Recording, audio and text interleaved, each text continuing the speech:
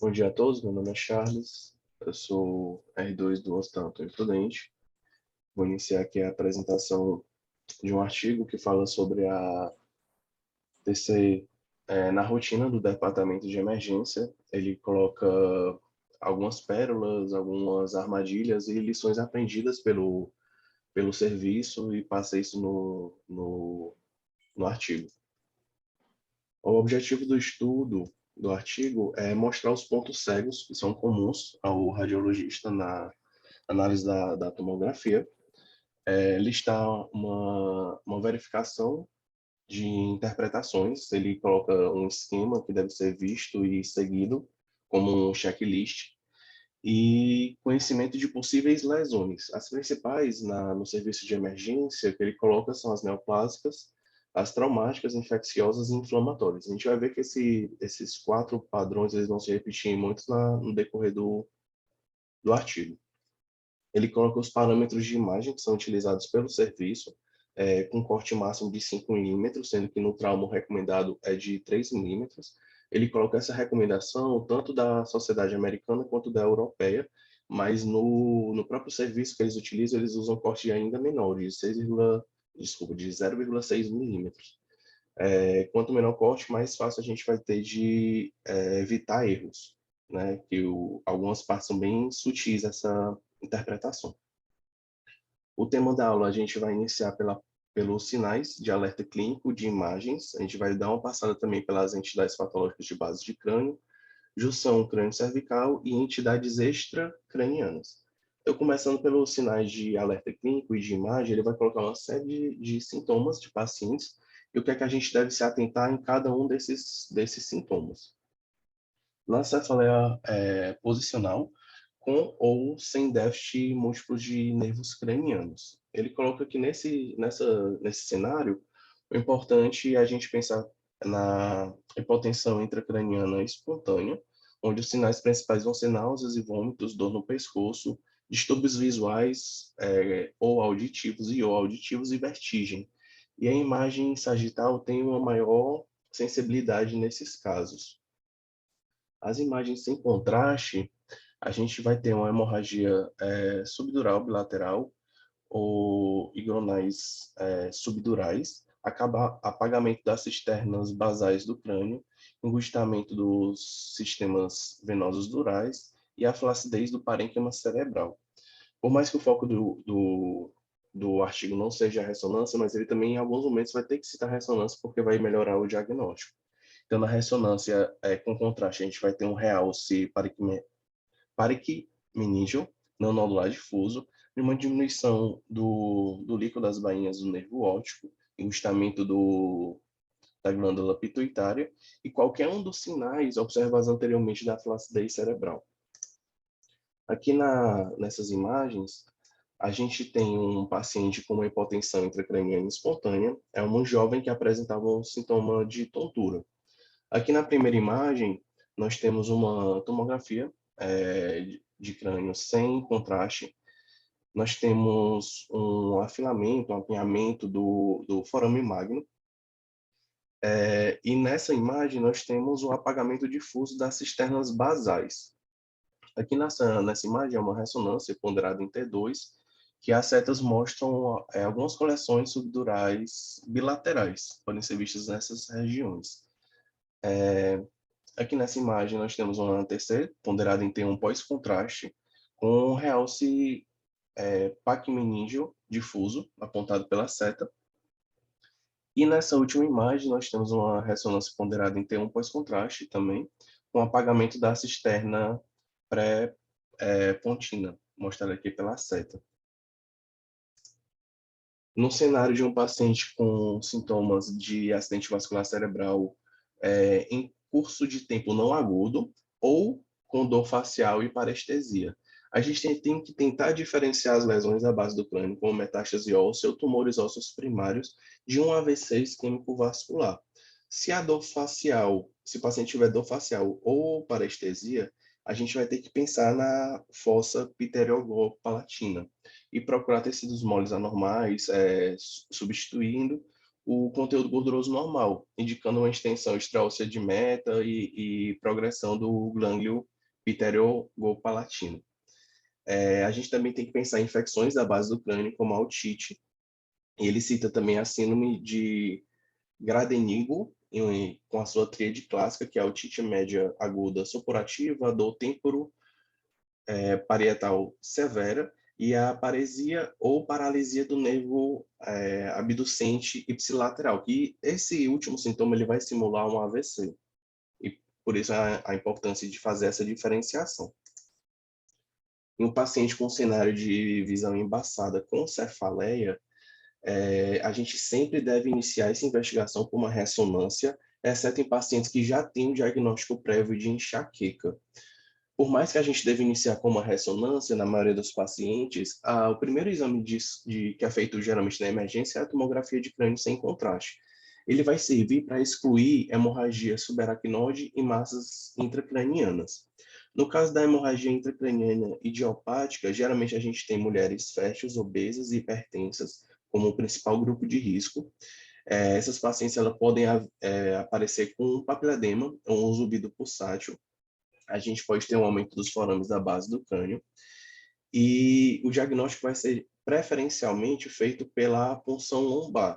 Porém, a ressonância pode ajudar nessas pacientes. A gente pode ter um aumento do líquido na bainha do nervo óptico, uma protrusão intraocular do disco óptico, uma tortuosidade ou realce do nervo óptico também, achatamento dos globos posteriores, estenose do seio venoso dural transverso e os ventrículos em forma de fenda.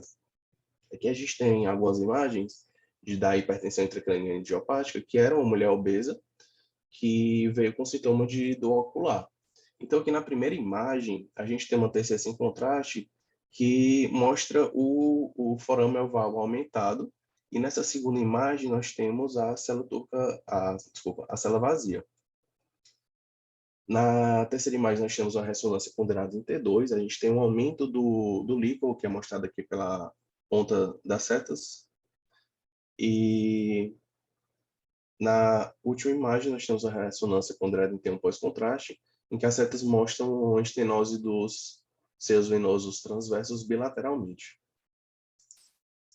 Outro cenário que o artigo coloca são pacientes que apresentam convulsões novas, edema facial ou mudança aguda do estado mental. A gente tem que pensar nesses pacientes uma encefalocele oculta da base do crânio ou uma fístula licórica. Protusões do parênquima cerebral, a gente vai ver isso em defeitos ósseos ou dependendo da duração do trauma anterior, e a fístula carotídea venosa traumática ou pseudoaneurisma após traumas da base do crânio. A parte de sintomas, o artigo finaliza nessa parte, e ele vai começar a colocar cada entidade separadamente por anatomia, e o que é que a gente tem que se atentar e ver em cada uma delas, e quais são as possíveis alterações, as mais comuns, e as críticas que a gente deve prestar atenção. Então, iniciando aqui pela base anterior do crânio, as patologias mais comuns, a gente vai ter uma extensão intracraniana de malignidade nasocinusal e infecções, lesões congênitas e condições secundárias ao trauma. Nas infecções nasocinusais, principalmente em pacientes imunocomprometidos, a gente pode ter bacteriana ou fúngica, sendo que o bacteriano principalmente a Pseudomonas, e a fúngica ou Aspergillus. A gente pode ter algumas complicações também, como empima subdural e epidural, cerebrite, abscessos cerebrais e a meningite, sendo que esse último frequentemente é uma emergência neurocirúrgica. Nesse caso aqui, nós temos um paciente com dor, cefaleia e dor facial, além da cefaleia, em uma mulher imunocomprometida. Ela tem uma sinusite bacteriana ou fúngica, por essa imagem não deu para determinar. Na primeira imagem, nós temos uma TC sem contraste, com opacidade em todos os seios paranasais e erosões ósseas mostrados pela seta. E na segunda imagem, nós temos a ressonância ponderada em T1, pós-contraste, com realce anormal da parede sinusal. A seta branca mostra uma extensão extrasinusal E a seta preta, nós temos uma coleção extraxial com realce do ângulo ponto cerebelar esquerdo, que é um achado compatível com o abscesso. Continuando ainda na base anterior do crânio, a gente tem a polipose, com infecção fúngica secundária, pode erodir a base anterior do crânio e pode evoluir com meningite ou causar o vazamento do líquor.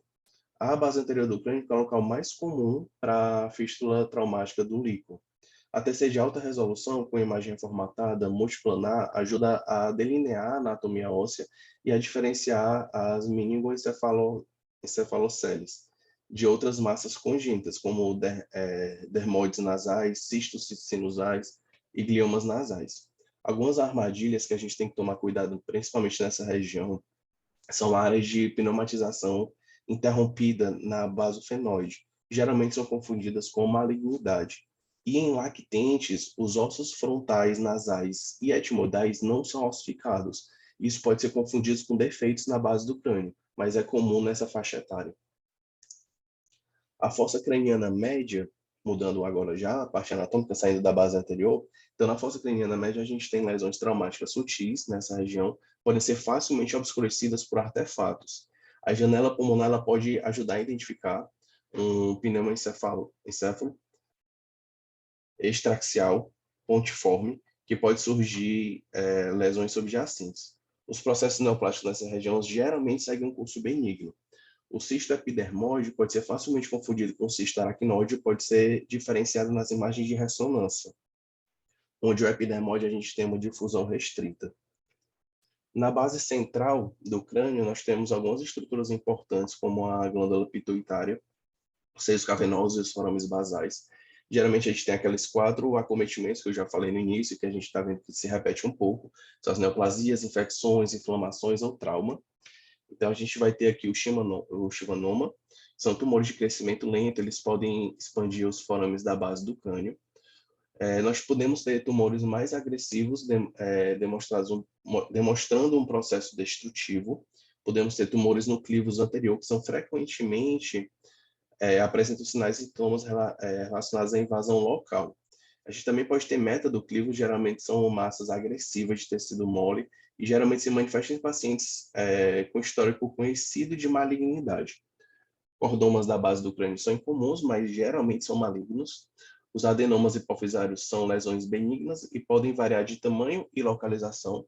E em relação ao trauma, é importante a gente fazer o reconhecimento do trauma dessa região, e ele é importante de ser visualizado, principalmente porque ele pode necessitar de exames complementares, como a TC facial, TC de ossos temporais, angiografia tanto por TC ou por ressonância. No osso temporal, a gente também tem aqueles 4 acometimentos que a gente já viu estar se repetindo um pouco. 18 a 22% dos pacientes com traumatismo craniano maior apresentam envolvimento do osso temporal. Essas fraturas são sutis do osso temporal com deslocamento, e o deslocamento pode ser perdido na tomografia. Então, volta aquela imagem, desculpa, volta aquele texto que fala que os cortes finos vão nos ajudar a não perder lesões como essa. Se a gente repetir, se a gente suspeitar de uma fratura, a gente deve repetir com imagens minuciosas do osso temporal com cortes finos, principalmente se o paciente tiver edemas de partes moles,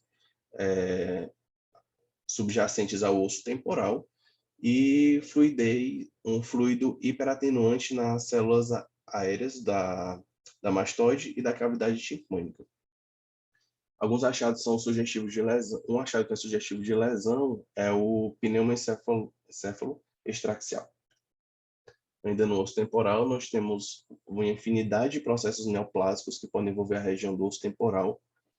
Temos o paraganglioma, o schwannoma, que eu já citei, neurofibroma, tumor do saco endolinfático, metástase, e a gente também pode ter envolvimento infeccioso ou inflamatório do osso temporal, que pode incluir processos patológicos que parecem massas, como colesteatomas ou granulomas de colesterol no ápice petroso.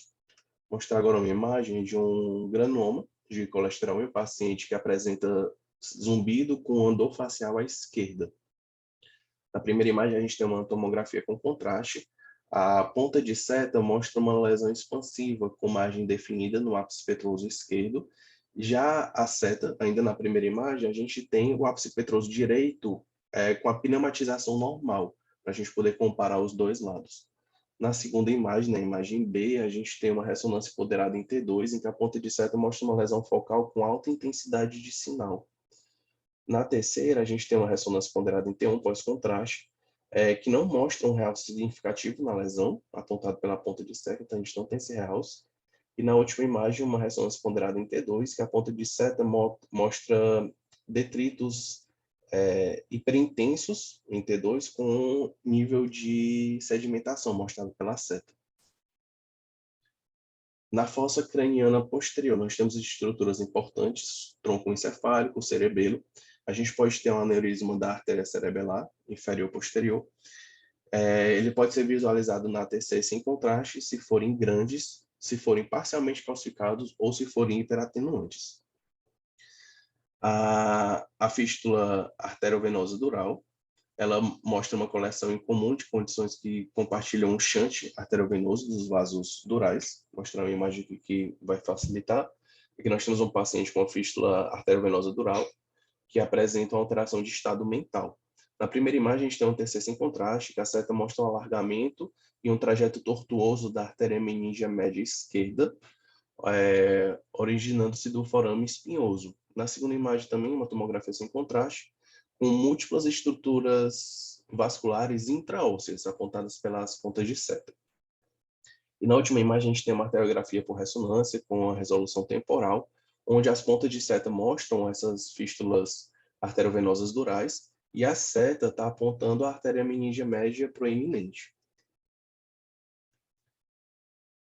Na fossa craniana posterior, nós também temos as tromboses venosas durais, que são um diagnóstico crítico. Os seios e as veias afetadas estarão hiperatenuantes, com ou sem hemorragia ou infarto venoso. Isso é um descritor que está sendo colocado como um sinal do cordão denso ou veia densa. E nós temos também as fraturas da base do crânio envolvendo o seio venoso dural, com risco de trombose venosa e deve ser considerado, em casos suspeitos, a venografia por TC. Então, a gente falou aqui de cada entidade patológica da base do crânio, a gente vai começar a falar das junções crânio-cervical.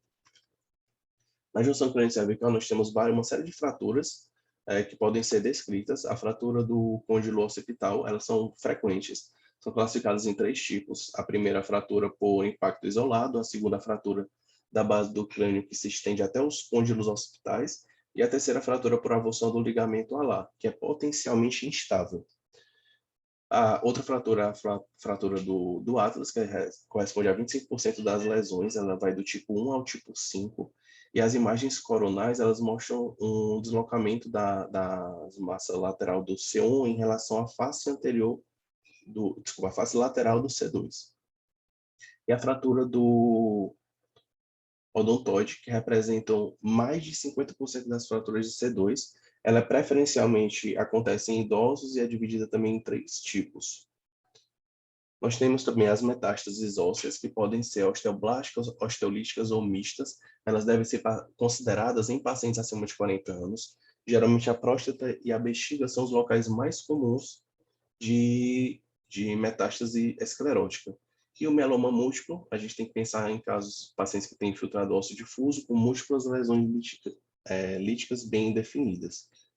Então, a gente tem aqui uma alteração, que é uma malformação de Chiari, com uma jovem com cefaleia recorrente. A primeira imagem é uma tomografia sem contraste, que mostra um afilamento do forame magno. E a segunda imagem é uma ressonância ponderada em T2, sagital. Mostra uma configuração em forma de pino nas tonsilas cerebelares, com deslocamento para baixo da linha, mostrada na imagem, através do forame magno, resultando em afilamento da medula. Nesse caso, nós temos uma diminuição do nível do líquido do forame magno, mostrado pela ponta de seta, resultando numa hidrocefalia leve. O artigo ele também comenta algumas entidades patológicas que podem ser vistas extracranianas. A gente vai citar cada uma das áreas anatômicas e também as patologias que podem ser vistas nessas regiões. Começando aqui pelo espaço mastigador. Ele coloca o trauma, que pode ser uma fratura, causar uma fratura de mandíbula ou uma luxação de ATM. Ele coloca a artrite da ATM relacionada à doença articular degenerativa. A gente vai ter um achatamento e um alargamento do côndilo mandibular com osteófitos periféricos. Lesões neoplásicas também podem acontecer, são mais comumente encontradas nesta região envolvendo o ramo vestibular do nervo trigêmeo, com o tumor da bainha do nervo primário ou com disseminação peridural. Ele também coloca a dissecção carotídea e o pseudaneurisma. Eles são difíceis de fazer uma diferenciação. Geralmente a gente tem uma irregularidade luminal do segmento longo e uma mudança abrupta do calibre ou deslocamento da placa calcificada em uma parede arterial aterosclerótica. Então a gente tem nessa imagem um pseudaneurisma de carótida interna em um homem idoso com histórico recente de trauma. É uma TC de crânio sem contraste. A imagem verde, a gente tem uma massa periférica calcificada. É um achado sugestivo do pseudoadenismo da artéria carótida interna esquerda. E a seta vermelha mostra a comparação com a artéria carótida interna direita normal, para a gente ter essa diferenciação. Esse diagnóstico ele foi confirmado por uma angiotomo, que a gente não tem a imagem disponível no artigo. No espaço carotídeo, nós temos tromboflebites sépticas de veia jugular interna. Ele coloca a síndrome de Lemierre, geralmente em pacientes jovens com histórico recente de faringite bacteriana. A TC sem contraste mostra uma veia trombosada, ela vai estar aumentada e hiperatenuante, com o edema de partes moles circundantes. Na nasofaringe e no espaço retrofaringe, a gente tem lesões traumáticas que podem ser por corpo estranho ou por projétil de arma de fogo. A gente pode ter uma faringite com espessamento mal definido do espaço mucoso, quadros neoplásicos da nasofaringe, como carcinoma nasofaríngeo, linfoma não Hodgkin, tumores das glândulas salivares menores. Na imagem, nós temos um carcinoma nasofaríngeo de um paciente sem histórico médico significativo para essa alteração. Ele foi para a emergência apenas com a dor no braço.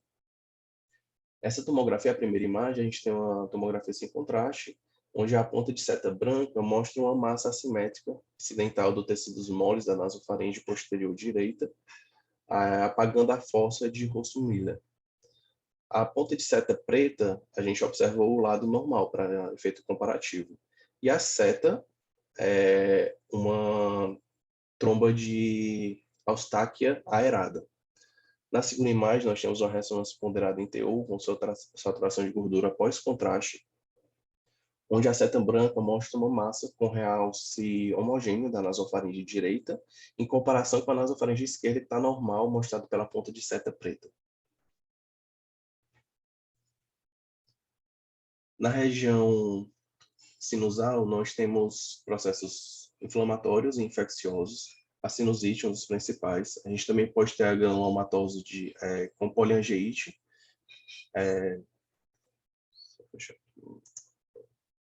Nós temos a granulomatose com poliangeite, que pode apresentar nodularidade da mucosa da cavidade nasal, destruição septal, erosões e osteoneogênese.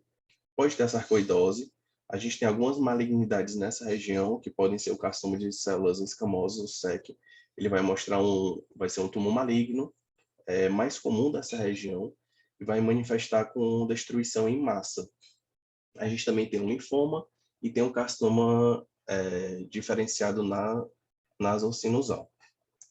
Em relação à órbita, nós temos processos traumáticos, a ruptura traumática sutil do globo, corpos estranhos oculares, que eles podem ser radiopacos ou translúcidos, a luxação do cristalino, hemorragias intraorbitárias ou deslocamento e hematomas retrobulbares. Na parte neoplásica, dentro da órbita, nós temos um melanoma de coroide, meningiomas da bainha de nervo óptico, linfomas de glândula lacrimal, carcinomas adenoides císticos, metástase intraóssea. Especialmente essa metástase, principalmente se o paciente tiver um diagnóstico de câncer de pele basocelular ou espinocelular, ou carcinoma de mama ou reto. E nas partes vasculares da órbita, nós temos que 20% das massas orbitárias elas são provenientes de alterações vasculares e geralmente tem um crescimento lento. No espaço da parótida, nós temos processos inflamatórios da parótida com atenuação anormal das bordas indistintas, encadeamento dos planos gordurosos adjacentes, possíveis espessamentos da face cervical profunda. Na parotidite, nós vamos ter processos infecciosos, como a cachumba, infecção por HIV, doença da arranhadora do gato e sífilis. E a cialadenite bacteriana aguda, que geralmente é esquecida, ela vai ser uma alteração geralmente unilateral, com abscesso da glândula parótida com coleção de fluido hipoatenuante dentro da glândula. Na conclusão, o artigo coloca que nós temos entidades patológicas que podem ser facilmente ignoradas. Ao decorrer aqui da apresentação, eu coloquei várias alterações, várias patologias, que se a gente não tiver um esquema para seguir, elas podem ser muito bem perdidas durante a avaliação da imagem. Então, a história clínica vai nos ajudar bastante. O paciente que teve uma fratura, um trauma frontal, a gente já vai pensar nas partes mais anteriores do rosto. Então, a história clínica, o mecanismo de trauma ou sintomas do paciente podem nos ajudar nessa investigação. E ele coloca a importância dessa esquematização e de uma lista de verificação.